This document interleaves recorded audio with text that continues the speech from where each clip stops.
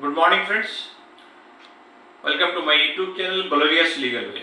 आपके साथ आपके वकील मित्र नसीम अख्तर, झारखंड हाईकोर्ट राज्य।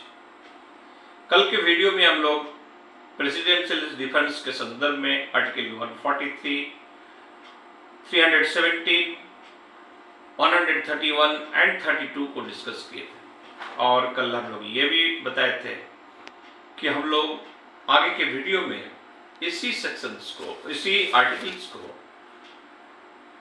एलाबोरेटली पहले तो कॉन्स्टिट्यूशंस के जो लैंग्वेज है उस लैंग्वेज को शब्द से वर्ड टू वर्ड पढ़ेंगे, देखेंगे और समझने के प्रयास करेंगे। तो आइए फ्रेंड्स, आज हम लोग बिना देर के कॉन्स्टिट्यूशंस के जो लैंग्वेज है उसको पढ़ने की कोशिश करते हैं और समझने की कोशिश करते हैं। तो सबसे पहले हम लोग आर्टिकल 143 से लेकर 143, 317, 131 एंड 32 इनका हेडिंग क्या है उसको देख लेते हैं।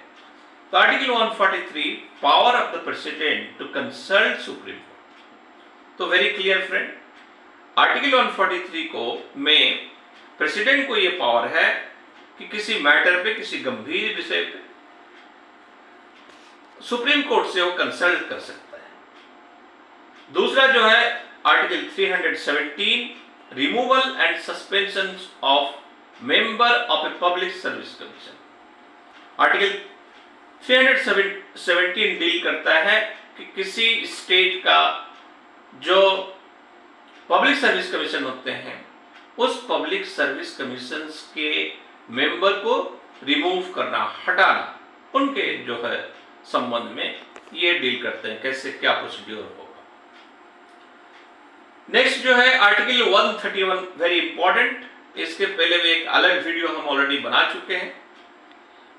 Article 131, original jurisdiction of the supreme court. Supreme court का ओरिजिनल जुरिडिक्शन क्या होता है, कौन कौन से केसेस डायरेक्टली जो है सुप्रीम कोर्ट में फाइल हो सकता है, वो क्या कहते हैं, उसमें जो है उस केस को जो डील करेंगे। तो article 131 and last one article 32, remedies for enforcement of right conferred by this part, that is the fundamental part 1। तो पार्ट तो remedies for enforcement of rights conferred by this part, यानी constitutions में जो rights दिया गया, that is the fundamental right हम लोग कह सकते हैं। तो इस राइट्स को इन्फोर्समेंट करने के लिए जो पावर है, राइट्स कन्फर्ड जो है, remedies for enforcement of rights conferred by this part. तो हमारे जो कॉन्स्टिट्यूशन में फंडामेंटल राइट है, इनकी अगर इन्फ्रिंजमेंट हो रहे हैं तो इसको क्या रेमेडीज है, इस रेमेडीज को पाने के लिए इन्फोर्समेंट करने का अधिकार जो है हमारे सुप्रीम कोर्ट में है, जिसमें हम लोग रीट फाइल करके हमारे सुप्रीम कोर्ट से डायरेक्शन लेते हैं, रीट इशू कराते हैं और वो एक्सरसाइज में आता है। तो आइए हम लोग अब कॉन्स्टिट्यूशन के प्रोविजन को देखते हैं। सबसे पहले article 143, power of the president to consult supreme court if at any time it appears to the president that a question of law or fact, very important friends, यहाँ दो चीज बताया गया है, क्वेश्चन ऑफ लॉ और fact, यानी दोनों, question of law और फैक्ट दोनों स्थिति में has arisen or is likely to arise which is of such nature and of such public importance that it is expedient to obtain the opinion of the Supreme Court upon it. He may refer the questions to that court for considerations, and the court may, after such hearing as it think fit, report to the President as its opinion thereof. So very clear friends, Article 143 under bracket 1 में यह कह रहा है कि हमारे president का यह अधिकार है कि वह जो है किसी ऐसे पब्लिक मैटर पे, पब्लिक विषय पे कोई अगर क्वेश्चंस ऑफ फैक्ट है या क्वेश्चंस ऑफ लॉ है, इस संदर्भ में वो सुप्रीम कोर्ट से कंसल्ट कर सकते हैं। और अगर प्रेसिडेंट कंसल्ट करें तो सुप्रीम कोर्ट क्या करेंगे, माननीय सुप्रीम कोर्ट क्या करेंगे, वो अपना रिपोर्ट सबमिट करेंगे, किसको, प्रेसिडेंट को। ये हमारा पहला। दूसरा जो कह रहा है कि the president may notwithstanding anything the proviso to article 131। यहां देखिए नोट स्टैंडिंग, इन सब के, इनको हम लोग हिंदी में कहते हैं इन सब के रहते हुए के बावजूद, नॉट इट स्टैंडिंग एनीथिंग का मतलब हम लोग इस तरह पढ़ते हैं, इन सब के रहते हुए के बावजूद। तो the president may notwithstanding anything the proviso to article 131 refer to dispute of kind mentioned in the under bracket said proviso to the Supreme Court for opinion, and Supreme Court shall after such hearing as it think fit report to the President its opinion thereon। तो जैसा कि हम लोग जानते हैं article 131 क्या है, original jurisdiction. Original आगे हम लोग उसको पढ़ेंगे। आर्टिकल 131 ओरिजिनल ज्यूरिडिक्शंस में जैसे कोई यूनियन ऑफ इंडिया और किसी state that is the province के अंदर बिटवीन अगर कोई विवाद हो, ऐसे विवाद डायरेक्टली जो है सुप्रीम कोर्ट उसको डील करेंगे। इसी तरह कोई स्टेट, एक स्टेट दूसरे स्टेट जैसे झारखंड और महाराष्ट्र दोनों के बीच कोई विवाद उत्पन्न हो गया हो तो ओरिजिनल ज्यूरिडिक्शन कहाँ, सुप्रीम कोर्ट पे होगा। इसी तरह 2 या 3 स्टेट का विवाद हो, 4 स्टेट का विवाद हो एक साथ, ऐसे कोई विवाद जो है सुप्रीम कोर्ट में डील होगा।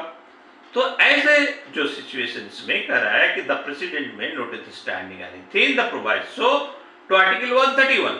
तो आर्टिकल 131 के कुछ देर के लिए हटा, उस प्रोवाइसो को छोड़ करके अगर यानी ये हो गया सब्जेक्ट क्लॉज हो गया, तो इसको छोड़ करके बाकी विषय पे अगर प्रेसिडेंट कोई एडवाइस सुप्रीम कोर्ट से मांगता है तो ऐसे सिचुएशन में सुप्रीम कोर्ट उस मैटर को हियरिंग कर सकता है, और हियरिंग करने के लिए, ऊपर हियरिंग करने के बाद जो है उनका रिपोर्ट प्रेसिडेंट को देगा, अपना ओपिनियन। ये हमारे आर्टिकल 143। तो प्रेसिडेंट से डिफरेंस अभी जो है सुप्रीम कोर्ट में चल रहा है, बहुत मजेदार आर्गुमेंट हो रहा है, आप सब हम लोग देखते हैं। दूसरा जो है हम लोग आ जाते हैं आर्टिकल 131 जिस ओरिजिनल ज्यूरिडिक्शन। तो ऑल 131 में क्या कर रहे हैं उसको हम लोग देखते हैं। 131 original jurisdictions of the supreme Court subject to the provisions of the constitution the Supreme Court shall to the exclusions of any other court have original jurisdictions in any dispute, number 8, between the government of India and one or more state, or between the government of India and any state or states on one side and one or more other states on the other or between 2 और more states. तो मुद्दा बात यहाँ जो हम लोग already discuss कर ही चुके हैं कि सुप्रीम कोर्ट का ओरिजिनल ज्यूरिडिक्शन होता है कि अगर कोई यूनियन ऑफ इंडिया और स्टेट के बीच कोई डिस्प्यूट हो तो हमारे ऐसे मैटर को डील सुप्रीम कोर्ट करेंगे।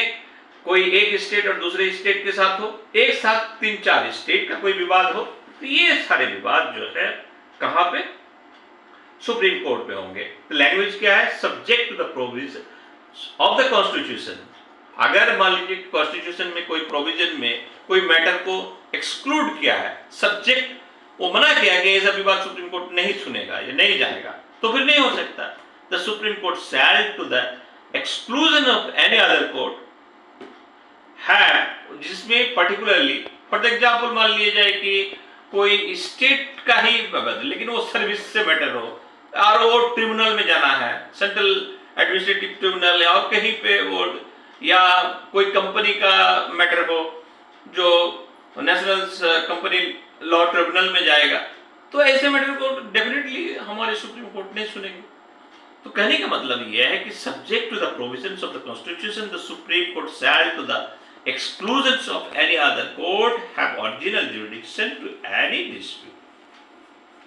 Next जो है, if and in so far as the dispute involves any questions under bracket whether of law or fact, one which the existence or extent of a legal right depends, provided देख लेते हैं, provided that the said jurisdiction shall not extend to a dispute arising out of any treaty, agreement, covenant, engagement, sanad is the Urdu या Arabic word, or other similar instrument which having been entered into or executed before the commencement of this constitution continues to operations after such commencement, or which provides that the said jurisdiction shall not extend to such dispute. तो very clear simple बात यह है कि हमारी original jurisdictions में ऐसे कोई matter जो यूनियन और स्टेट के बीच हो, स्टेट के बीच हो, और मोर देन 2, 3, 4 स्टेट के एक साथ हो, ऐसे मैटर को हमारे ओरिजिनल जुरिडिक्शन में सुप्रीम कोर्ट देखेंगे। नेक्स्ट आर्टिकल जो है हम लोग देखेंगे 317 क्या कह रहा है। 317 में हम लोग देखते हैं कि removal of suspension of the public service commission. तो removal and suspensions of member of public service commission. तो आर्टिकल 317 कह रहा है कि removal and suspension of a member of public service commission. आइए हम लोग कॉन्स्टिट्यूशन की लैंग्वेज को देखते हैं। Subject to the provisions of clause 3 of the chairman or any other member of a public service commission shall only be removed from his office by order of the president or ground of misbehavior on the ground of misbehavior after the Supreme Court on reference being made to it by the President has on inquiry held in accordance with the procedure prescribed in that behalf under Articles 145 reported that the chairman or such other member as a cause may be ought on any such ground to be removed। तो यहाँ क्या कह रहा है कि friends, इसके पहले भी इस पे मैटर पे हम लोग चर्चा किए हैं कि किसी पब्लिक सर्विस कमीशन के मेंबर को हटाया जाए। यस, मेंबर मतलब मेंबर के साथ हम लोग पिछले वीडियो में भी डिस्कस किए थे कि चेयरमैन, तो चेयरमैन भी हो सकता है। तो मेंबर या उस कमेटी के उस क्या कहते हैं कमीशन के जो चेयरमैन है उसको किसी को भी हटाना हो तो ऐसे सिचुएशंस में on the ground of the misbehaviour ये मैटर जो है काउंसिल ऑफ द मिनिस्टर के पास जाता है और काउंसिल ऑफ मिनिस्टर प्रेसिडेंट के ऊपर जाता है।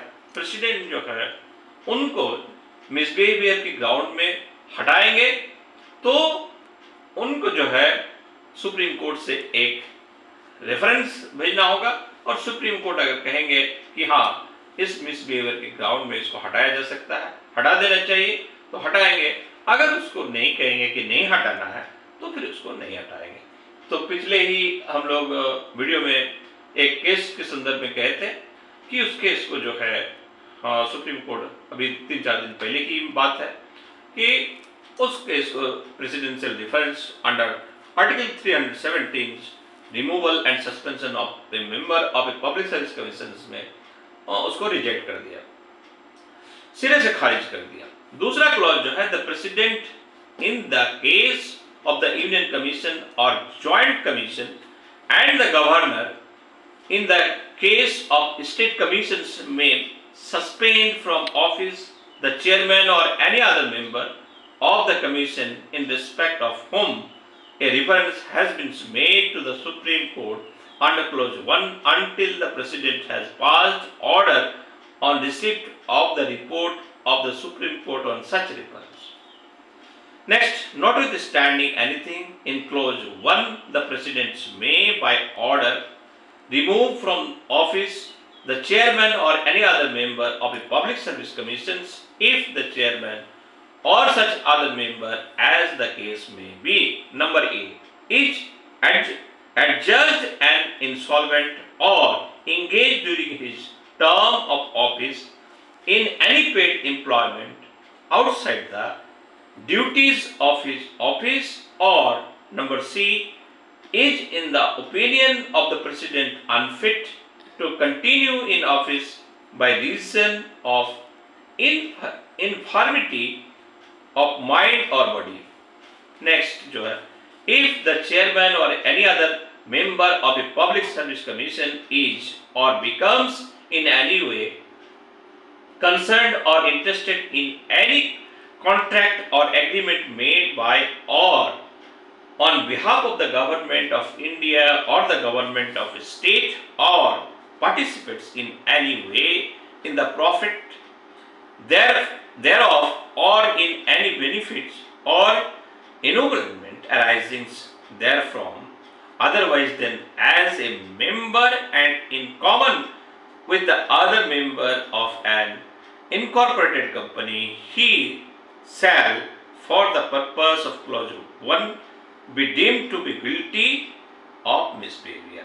तो ये फ्रेंड्स, ये था हमारे आर्टिकल्स 317 के डिटेल्स। आइए हम लोग वीडियो लंबा हो रहा है, तो इन शॉर्ट जो है आर्टिकल 32 काफी इंपॉर्टेंट है, इसको भी देख लेते हैं। आर्टिकल 32 क्या होता है? Remedies for the enforcement of right conferred by this part, the right to move the Supreme Court by appropriate proceeding for the enforcement of the right conferred by this part is guaranteed. The Supreme Court shall have power to issue directions or order or reeds, including reeds in the nature of the habeas corpus, mandamus, prohibition, querento and certiorari. हम लोग कल के video में भी कहते हैं कि read mostly 5 तरह के जो है पाते हैं, कभी कभी हम लोग 6 प्रकार रीट बताते हैं, लेकिन इनफैक्ट हम बताए थे every cause of action is writ. तो और ब्रिटिश रिजिम्स की बात जो है, ब्रिटिश रिजिम नहीं, ब्रिटिश गवर्नमेंट की, वहाँ ब्रिटिश की जो न्यायिक प्रक्रिया है उसमें वो रजिस्टर पूरा भर गया कि कितने तरह के रीट हैं, तो आप उसको जो है लिमिट बांध नहीं सकते कि 5 ही तरह का रेट है। इसके लिए थोड़ा आपको और डेप्थ स्टडी करना पड़ेगा। whichever may be appropriate for the enforcement of any or of the right enforced by this part. Next, without prejudice to the power conferred on Supreme Court by clause 1 and 2, Parliament may by law empower any other court to exercise within the local limits of its jurisdictions all or any of the powers exercisable by the Supreme Court under clause 2. The right guaranteed by this article shall not be suspended except as otherwise provided for this constitution. तो friends, ये था language of the constitutions हमारे article 32। Simple बात है कि article 32 में जो हम लोग एक्सरसाइज करते हैं, डायरेक्टली कोई अगर फंडामेंटल राइट्स का वायलेशन होता है तो इसको जो है एक्सरसाइज कराने के लिए कन्फर्ड हम लोग पावर कन्फर्ड है, हमारे क्या करते हैं ऑनरेबल सुप्रीम कोर्ट के पास जाके आप खुद डायरेक्ट रीट फाइल कर सकते हैं। यहाँ हाई कोर्ट में आने की जरूरत नहीं, नॉर्मल ये हम लोग हाई कोर्ट में रीट फाइल करते हैं आर्टिकल 226 में।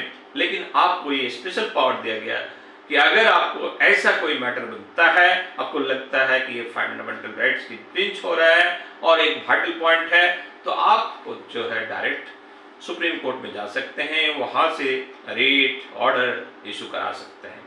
तो फ्रेंड्स, वीडियो आज थोड़ा सा लंबा हो गया, होप सो कि हम लोग जो है आर्टिकल 32, 131, 143, 317 को बढ़िया से समझें और डेप्थ स्टडी के लिए आप फ्री हैं, आप अपने से स्टडी करें।